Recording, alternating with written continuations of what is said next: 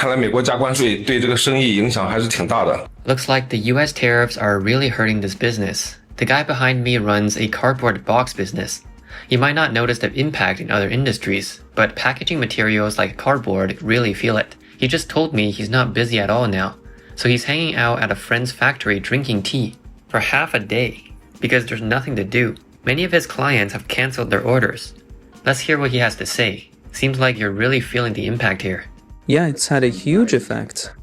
Are most of your clients in the lighting business? Yeah, that's right. Most of them are in lighting, a big majority. So the lighting industry gets hit hard when they deal with the US market. Exactly, I would say around 80% are affected. If you only look at the companies making finished products, you might not notice the impact as much. But for you, you're making materials, cardboard boxes and foam, so it really shows. Right, exactly. And those old orders, some of them were just canceled. Most of the older orders were canceled. And for the ones we already made, most clients told us not to deliver them. They won't even accept the delivery. That shows how thin the profits must be in the lighting business. The profit margin is probably already cut to the bone. And in the US, there's not much room for markups either. Other industries, even with tariffs, customers still place orders. But with lighting, no tech content, so it's really tough. Yet the barrier to entry is low. It's pretty basic stuff. Not much technology involved, right? Without any tech advantage or technical barrier, you have no room to negotiate prices. So once tariffs hit, the business disappears. It's the same for industries like shoes and clothing. They don't have pricing power. Even when they reach the US, they still sell cheap. That's why we need to improve our tech skills. So even if they add tariffs, they can't replace us. Trade tensions have hit China's export businesses hard.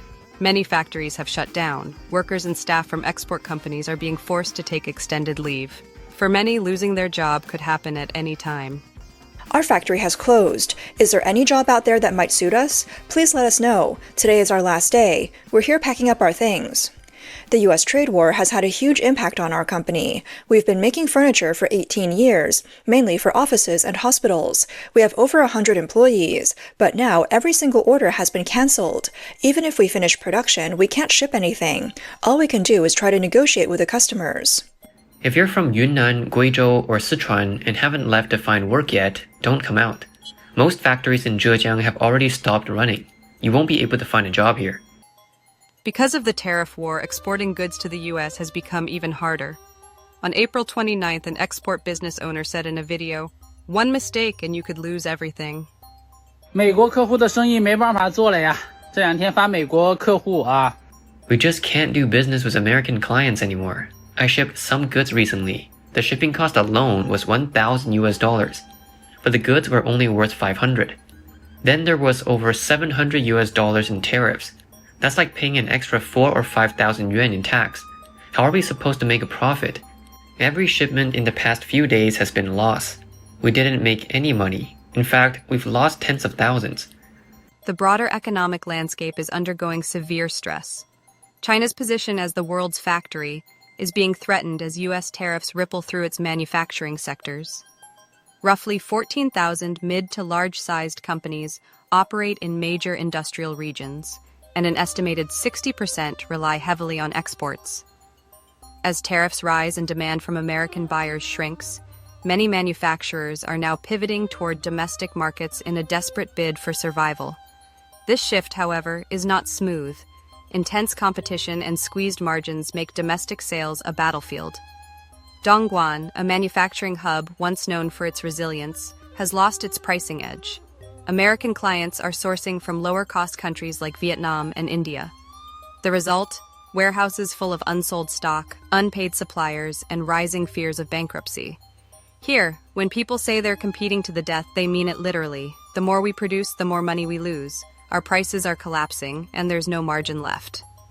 This brutal reality underscores a painful truth. For many Chinese exporters, the days of easy profit are over, and survival now depends on reinvention or retreat. This shows just how worried the export industry is right now. Recently, a Hong Kong-based export service company, Genpark, surveyed Chinese exporters. Over half said they expect their 2025 performance to be worse than last year due to U.S. tariffs. Around 20% expect their sales to drop by up to 30%. Another 20% expect a drop between 30% and 70%. About 9.4% believe their sales will fall by more than 100%. On April 25th, Genpark's founder and CEO Chris Pong told BBC China that with these high tariffs still in place, they felt the rising cost for both brands and factories. At the same time, American consumers are less willing to spend. The attitude of these brands toward tariffs has also affected the factories behind them. Many factories have cut back or stopped production altogether. The real impact of the US-China tariff war has been seriously underestimated in China. If you look at the numbers, trade between China and the US only makes up about 14% of China's total imports and exports. On the surface, it doesn't look like a big deal. But in reality, ever since Trump first imposed tariffs on China in 2018, a huge number of manufacturers have moved their production to Southeast Asia. They've been using third countries to ship goods to the US to get around the tariffs. Right now, the total US tariffs on Chinese goods have climbed to 145%. For some categories, it's even as high as 245%. Plus, the small parcel tariff exemption that used to exist has now been permanently removed. When you add all these things together, the impact on China's export industry is very serious. Vietnam is a very clear example. If you look at GDP per capita, Vietnam's is less than $5,000, less than half of China's. But back in 2018, China was already exporting 83.9 billion USD worth of goods to Vietnam. By 2024, that number had jumped to 144 billion. During the same period, Vietnam's exports to the US went from 49 billion to 196 billion USD. Behind these numbers, a big part of what Vietnam imported from China was re-exported to the US. Chinese exporters used Vietnam as a way to get around US tariffs.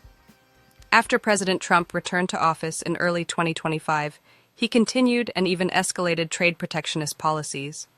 This included keeping the old Section 301 tariffs and introducing a new policy called reciprocal tariffs. To seal off loopholes in transshipment practices, the United States has implemented a stringent framework aimed at deterring tariff evasion and tightening control over global supply chains. These new measures represent a sharp escalation in enforcement. 1. Criminalization of tariff fraud. Companies that falsify the country of origin or reroute goods to circumvent tariffs now face felony charges. Executives involved in such practices risk prison sentences of up to 20 years. 2. Export license revocation. If a company is caught engaging in transshipment to avoid U.S. duties, it may have its export license suspended. This ban can extend to affiliated suppliers and disrupt entire supply networks. 3. Global supply chain surveillance.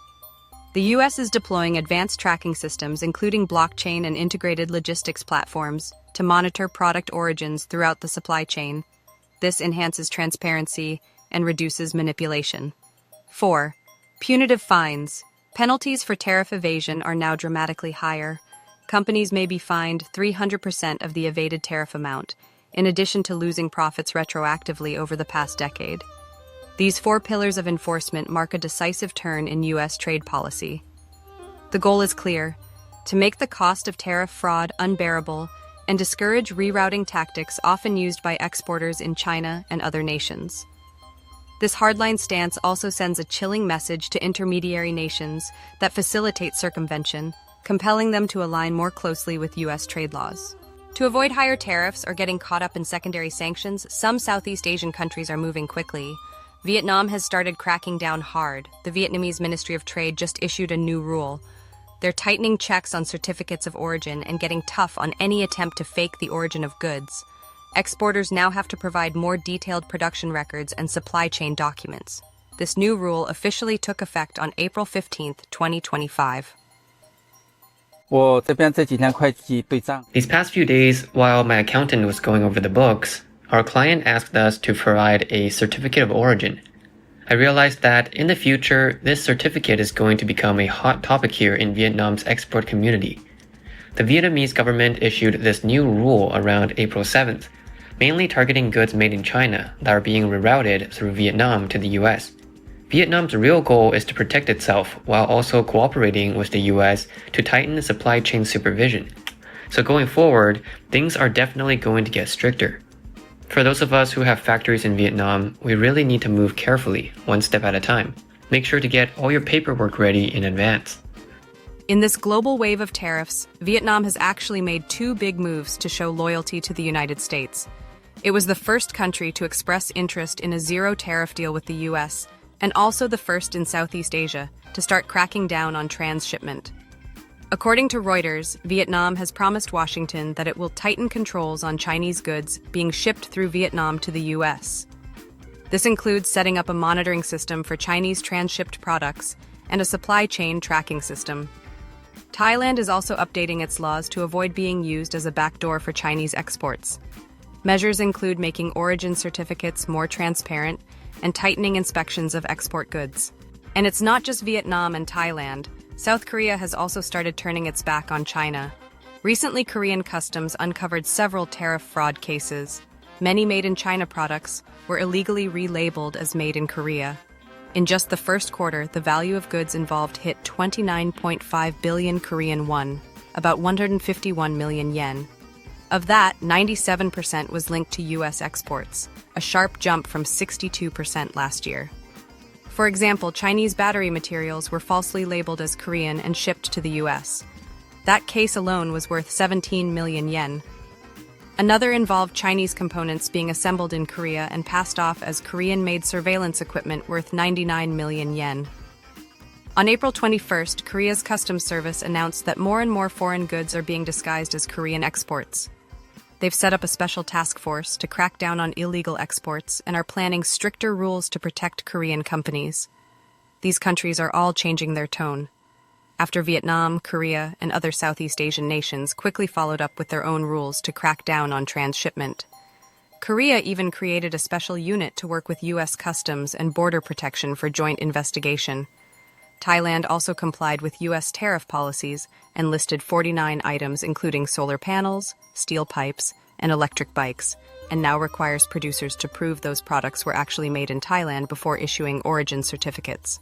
Why are Southeast Asian nations responding so swiftly and decisively to U.S. trade demands? While public statements point to regulatory integrity and trade fairness, the underlying driver is economic survival.